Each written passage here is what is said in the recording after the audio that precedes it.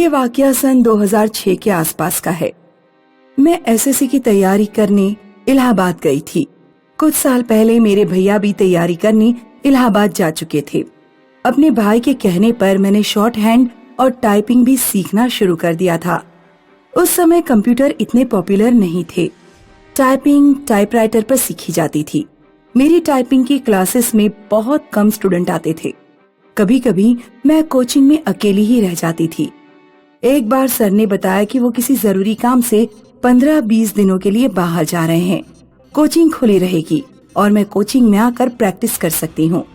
अगले दिन मैं टाइपिंग की क्लासेस में अकेली ही बैठी हुई थी कि तभी वहाँ एक लड़की आई। सर कहीं गए हैं क्या? हाँ सर, कुछ दिनों के लिए बाहर गए हैं। क्या तुम इसी बेंच में आती हो? मैं सर की पुरानी स्टूडेंट हूँ, कभी कभी प्रैक्टिस करने आ जाती हूँ। मेरा नाम नेहा है। और तुम्हारा? मेरा नाम रूबी है। नेहा बहुत बातूनी थी। एक दिन में ही उसने मुझे अपना दोस्त बना लिया। अब हम दोनों साथ साथ ही कोचिंग में लौटा करते थे। मैं अपने हॉस्टल की तरफ चली जाती थी और नेहा बांस मंडी की तरफ चली जाती थी। नेहा ने बताया था कि उसका घर बांस मंडी के पास ही था। करीब 10 दिन बाद नेहा कुछ दिनों के लिए गायब हो गई। एक दिन जब मैं अपने हॉस्पिटल की तरफ जा रही थी तो वो मुझे मिली। वो बहुत खुश थी। मुझसे बोली, 2 दिन बाद मेरी एंगेजमेंट है, प्लीज तुम जरूर आना। नहीं, मैं नहीं आ पाऊंगी, मुझे शादी पार्टियों में जाना पसंद नहीं। ठीक है, सिर्फ मेरी एंगेजमेंट अटेंड कर लो, उसके बाद फिर किसी पार्टी वगैरह में मत जाना। मेरी नई दोस्त होने के नाते तुम इतना तो कर ही सकती हो ना। आखिरकार मुझे हाँ करना पड़ा। बांस मंडी के उस पार ही मेरा घर है। रात में 9 बजे आ जाना। लेकिन एंगेजमेंट तो दिन में होती है। हाँ, होती तो दिन में ही है, लेकिन मेरे होने वाले हस्बैंड को छुट्टी नहीं मिल पा रही है। वो ड्यूटी से शाम को लौटेंगे और तभी एंगेजमेंट हो पाएगी। नेहा मेरे मोबाइल पर अपना एड्रेस एसएमएस करके चली गई। नेहा से तो मैंने एंगेजमेंट में आने के लिए हाँ कर दिया था, पर एंगेजमेंट वाले दिन मेरा मूड बदल गया। मैंने शहर के रास्ते देखे नहीं थे और फिर रात में जाना था, इसलिए मैंने डिसाइड कर लिया कि मैं नहीं जाऊंगी। लेकिन उस शाम करीब 7:30 बजे लाइट चली गई। वैसे हॉस्टल की लाइट बहुत कम ही जाती थी, लेकिन उस दिन 1 घंटे तक लाइट नहीं आई। मैं अंधेरे में लेटी रही। अचानक पीछे से किसी ने तकिया सहित मेरा मुंह सर ऊपर उठा दिया। मैं अपने आप उठकर बैठ गई। डर के मारे मैं कूदकर बेड से बाहर आ गई और मैं टेबल पर रखे मोबाइल की तरफ बढ़ी ताकि मोबाइल की टॉर्च जला सकूं। लेकिन मेरा पैर मच्छर भगाने वाले कॉइल के स्टैंड पर पड़ गया और मैं बुरी तरह चिल्ला पड़ी। मुझे लगा मेरे पैर में काफी घाव हो गया होगा, लेकिन कुछ देर बाद जब लाइट आई तो मैंने देखा कि पैर में कुछ भी नहीं हुआ है। अचानक मेरा मोबाइल बजा। नेहा का ही फोन था। मैंने जैसे ही कान पर फोन लगाया, उधर से आवाज आई, रूबी आ नहीं रही हो क्या? मैं ना कहना चाहती थी, पर मेरे मुंह से निकल गया, हाँ आ रही हूँ। कभी कभी किसी काम के लिए हम चाहते हुए भी मना नहीं कर पाते। उस दिन मेरे साथ कुछ ऐसा ही हुआ था। आखिरकार मैं हॉस्टल से नेहा के घर की तरफ निकल पड़ी। बांस मंडी में दुकानदार अपनी अपनी दुकानें बंद कर रहे थे। मंडी में तो काफी भीड़ भाड़ थी, लेकिन मंडी के पार का इलाका एकदम वीरान लग रहा था। मेरा मन कर रहा था कि मैं लौट जाऊं, लेकिन फिर मैंने सोचा जब इतनी दूर आ ही गई हूं तो फिर लौटना बेकार है। मैं विचारों में खोई हुई चली जा रही थी। तभी किसी ने मेरे पीछे कुछ फेंका। मैंने पीछे मुड़कर देखा तो खोपड़ी थी। डर के मारे मैं तेजी से चलने लगी। राइट साइड में मुझे एक गली दिखाई दी जिसके आगे तिलक कॉलोनी का बोर्ड लगा था। मैंने तुरंत मोबाइल से वो एसएमएस देखा जिसमें नेहा का एड्रेस लिखा था। मैं तुरंत ही गली के अंदर गई। गली काफी लंबी थी और उसके सबसे अंतिम मकान पर सजावट की हुई थी। मैं समझ गई कि वही नेहा का मकान है। मैंने नेहा के घर की तरफ बढ़ते हुए नेहा को फोन किया। हेलो नेहा, क्या तुम बाहर आ जाओगी? मैं तुम्हारे घर पर पहुंचने ही वाली हूँ। तुम सीधे घर के अंदर आ जाओ। इतना कहकर नेहा ने फोन काट दिया। घर के बाहर काफी चहल पहल थी, लेकिन जैसे ही मैं घर के अंदर घुसी मेरे होश उड़ गए। पूरा घर एक खंडर जैसा लग रहा था। घास और झाड़ियां जगह जगह उगी हुई थीं। मैं समझ गई कि यहाँ कुछ गड़बड़ है, लेकिन मैंने पीछे मुड़कर देखा तो मेरे पीछे दरवाजा था ही नहीं, दीवार थी। तभी मुझे मेरे पीछे किसी के हंसने की आवाज सुनाई दी। वो हंसी भयानक थी। तो नेहा खड़ी थी। उसके पूरे चेहरे पर लाल सिंदूर लगा हुआ था। उसने श्रृंगार किया हुआ था, लेकिन श्रृंगार ने उसका चेहरा और भयानक बना दिया था। नेहा अपने दोनों हाथ आगे करके मेरी तरफ बढ़ी, जैसे वो मेरा गला घोटने आ रही हो। मैं पीछे भागती तो कहाँ भागती, क्योंकि पीछे तो दीवार थी, कोई दरवाजा नहीं दिख रहा था। मैंने चिल्लाना शुरू कर दिया, बचाओ बचाओ। जमीन पर ईंटें और पत्थर पड़े हुए थे। मैंने ईंटें पत्थर उठाकर नेहा की तरफ फेंकना शुरू कर दिया। वो पत्थरों से लहूलुहान हो गई, लेकिन फिर भी हंसी जा रही थी और मेरी तरफ बढ़ती जा रही थी। मैंने देखा कि दीवार के किनारे एक शहतूत का पेड़ है। मैं उस पेड़ के सहारे दीवार कूद सकती थी, लेकिन मैं पेड़ की तरफ भागी। मैं पेड़ तक पहुंचने ही वाली थी, लेकिन पीछे से नेहा ने मेरा पैर पकड़ लिया और वो मुझे खींचने लगी। आखिरकार मैंने एक ईंट उठाकर उसके सिर पर मारी। वो बेहोश होकर गिर पड़ी और मैं पेड़ से कूदकर तुरंत ही बाउंड्री के बाहर आ गई। मुझे नहीं समझ आ रहा था कि मैं कहाँ पर हूँ, इसलिए मैंने हॉस्टल के चौकीदार को फोन किया और जगह की लोकेशन बताई। चौकीदार ने मुझे बताया कि मैं तिलक कॉलोनी के पार वाले खंडर में हूँ। उसने कहा कि वो आधे पौने घंटे में पहुँच जाएगा। तभी मेरे कंधे पर पीछे से किसी ने हाथ रखा। ये नेहा की आत्मा थी। क्या तुम जिंदा नहीं हो और मुझे क्यों सता रही हो? 7 साल पहले तुम्हारा भाई अभिषेक और मैं एक ही बैच में टाइपिंग करते थे। मैं अभिषेक को अपनी जान से ज्यादा प्यार करती थी। हमने एंगेजमेंट प्लान बना लिया था। अभिषेक ने कहा था कि वो अपने घर जल्दी से ही मेरे बारे में बता देगा, लेकिन एंगेजमेंट होने से कुछ दिन पहले ही तुम्हारे भाई की नौकरी लग गई। नौकरी लगने के बाद तुम्हारे भाई के लिए ढेर सारे महंगे महंगे रिश्ते आने लगे। उन्होंने ढेर सारा दहेज देकर एक लड़की से शादी कर ली और मुझे धोखा दे दिया। मैं अभिषेक के बिना नहीं जी सकती थी, इसलिए मैंने आत्महत्या कर ली। इतना कहकर नेहा की आत्मा गायब हो गई। मुझे अपने भाई पर बहुत शर्म आई। मैं आंखों में आंसू लिए अपने हॉस्टल लौट आई। बाद में करप्शन के आरोप में मेरे भाई की नौकरी छूट गई। नौकरी छूटते ही मेरी भाभी ने मेरे भाई को छोड़ दिया। मेरा भाई आज अकेले जिंदगी बिता रहा है। उसे अपनी करनी का फल मिल चुका है। बबली का परिवार मुरादाबाद में रहता था। उसका घर 2 मंजिल का था।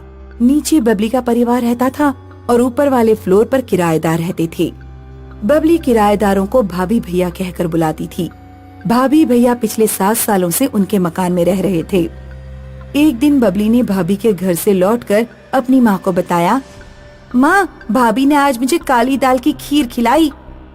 बबली शाम को ट्यूशन से लौटने के बाद भाभी के पास बातें करने चली जाती। काली दाल की खीर? मैंने तो कभी ऐसी खीर के बारे में नहीं सुना। मैं भाभी से खीर बनाना सीख लूंगी और किसी दिन तुम्हें भी बनाकर खिलाऊंगी। अगले दिन बबली जब स्कूल में थी तो उसे बहुत नींद आ रही थी। इंटरवल में जब पूरा क्लास खाली हो गया तो बबली अपने बैग पर सिर रखकर सो गई। जब उसकी आंख खुली तो उसने देखा कि पूरी क्लास में अंधेरा है। सामने एक चुड़ैल ब्लैक बोर्ड पर कुछ लिख रही है। तुम अब मेरे कब्जे में हो। बबली तुरंत उठकर क्लास से बाहर भागी। स्कूल में बाहर भी कोई नहीं था। बबली को समझ नहीं आ रहा था कि पूरा स्कूल अचानक खाली कैसे हो सकता है। तभी बबली को लगा जैसे किसी ने उसके सिर पर टिप मारी। बबली जागी तो उसकी टीचर उसके पास खड़ी थी। बबली, क्लास में सो रही हो? उस दिन बबली बहुत उदास होकर घर पहुंची। क्या हुआ बबली, आज तुम्हारा चेहरा इतना उतरा हुआ क्यों है? क्या टीचर से पिटाई खाकर आ रही हो? नहीं मम्मी, पता नहीं आज सुबह से मुझे बहुत नींद आ रही है और मैंने अजीब सा सपना भी देखा। थोड़ी देर सो जाओ, लगता है रात में तुम्हारी नींद पूरी नहीं हो पाई, लेकिन सोने से पहले खाना खा लेना। बबली मुंह धोने बाथरूम में गई। वो वॉश बेसिन के सामने झुककर मुंह धो रही थी। जैसे ही उसने सीधे खड़े होकर सामने लगे शीशे में देखा, वो चिल्ला पड़ी। शीशे में एक चुड़ैल खड़ी थी।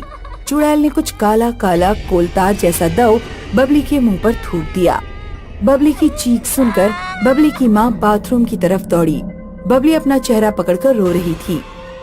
क्या हुआ बेटी, ये किसने किया? माँ, एक चुड़ैल मेरा पीछा कर रही है, मैंने उसे स्कूल में भी देखा था।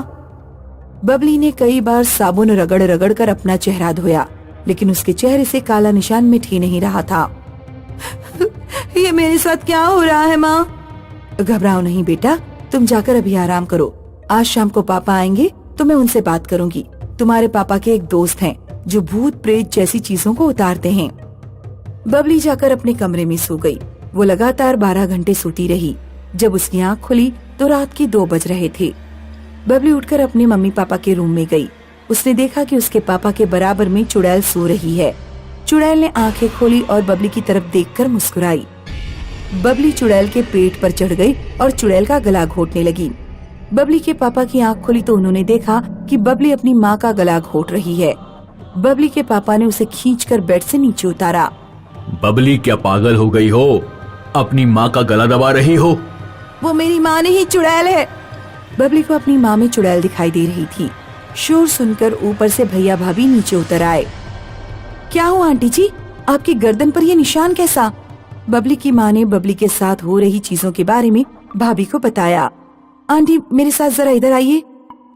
भाभी बबली की माँ को अकेले में ले गई और उनसे कहा, आंटी जी, मुझे लगता है बबली को पागलपन के दौरे पड़ रहे हैं। मेरे मायके के पास एक अस्पताल है, आप बबली को इलाज के लिए वहीं भेज दीजिए। बबली का पागलपन बढ़ता ही गया। वो कभी अपने हाथ पैर फेंकती, सामान तोड़ देती और कभी कभी रात में अपने मम्मी पापा पर हमला कर देती। बबली के मम्मी पापा भाभी के बताए मेंटल हॉस्पिटल में जाकर बात कराए और बबली को वहीं भेजने की तैयारी करने लगे। लेकिन बबली के वहाँ जाने से पहले बबली के पापा के दोस्त रजत गुप्ता एक दिन बबली के घर आ गए। उन्होंने बबली के पापा के परिवार को उदास देखा तो उनकी उदासी का कारण पूछा। बबली के पापा ने रजत को बबली के बारे में सारी बातें बता दी। अपनी बेटी को मेरे सामने लेकर आओ। रजत ने बबली से कई घंटे सवाल जवाब किए। फिर बबली के मम्मी पापा से बोले, आपकी बेटी पागल नहीं है। इसे हर जगह भयंकर चेहरे यानी चुड़ैल और भूत जैसी चीजें दिखाई दे रही हैं। मुझे तो ये काले जादू का केस लगता है। रजत ने बबली को एक हरी इलायची दी और कहा, इस इलायची को कुछ देर अपने मुंह में रखो। 2 मिनट बाद जब बबली ने अपने मुंह से इलायची निकाली तो इलायची का रंग बिल्कुल काला हो चुका था। अब मुझे कंफर्म हो गया है कि ये काला जादू ही है। बबली बेटा, पिछले कुछ महीनों में क्या किसी ने तुम्हें कुछ स्पेशल खिलाया, ऐसा जो तुमने कभी ना खाया हो? नहीं अंकल, मैं तो बाहर का खाना बहुत कम खाती हूँ। स्कूल के लिए लंच भी घर से ही लेकर जाती हूँ। याद करने की कोशिश करो, कुछ ना कुछ तो तुमने ऐसा जरूर खाया होगा, कोई काली चीज। हाँ, याद आया, हमारे घर के ऊपर एक भाभी रहती हैं। एक बार उन्होंने मुझे काली दाल की खीर खिलाई थी, लेकिन वो मेरे साथ ऐसा क्यों करेंगी? वो तो पिछले 7 साल से हमारे घर पर रह रही हैं। रजत भाभी के कमरे की तलाशी लेने पहुंचा तो भाभी गुस्से में आग बबूला हो गई। आपको कोई अधिकार नहीं है, आप मेरे कमरे की तलाशी लें। चले जाओ यहाँ से। ये लड़की पागल है तो पागलों के अस्पताल में ही इसका इलाज होना चाहिए। मैं चला जाऊंगा, और अगर तुमने उसे कुछ नहीं किया तो तुम इतना डर क्यों रही हो? रजत ने भाभी के पूरे कमरे की तलाशी ली। उसे चादर के नीचे एक बोतल मिल गई जिसमें कुछ काले पानी जैसा भरा हुआ था। मैं पुलिस को बुलाऊं कि तुम सब कुछ सच सच बता दोगी? रजत ने जब भाभी को डराया तो भाभी ने सब कुछ उगल दिया। अंकल आंटी का कोई लड़का नहीं है। मैंने और मेरे पति ने सोचा कि अगर किसी तरह इनकी बेटी को पागल खाने भेज दिया जाए तो इनका कोई नहीं बचेगा और इनका मकान हमारा हो जाएगा। रूपा, हमने तुम पर इतना भरोसा किया और तुमने हमारी बेटी पर काला जादू करके उसे पागल साबित करने की कोशिश की। मुझे नहीं पता था कि आदमी जमीन जायदाद के लिए इतना भी गिर सकता है। चली जाओ हमारे घर से, वरना मैं पुलिस को फोन करूंगी। भाभी और उसका पति डरकर हमेशा के लिए अपने गांव भाग गए और रजत की मदद से बबली हमेशा के लिए ठीक हो गई।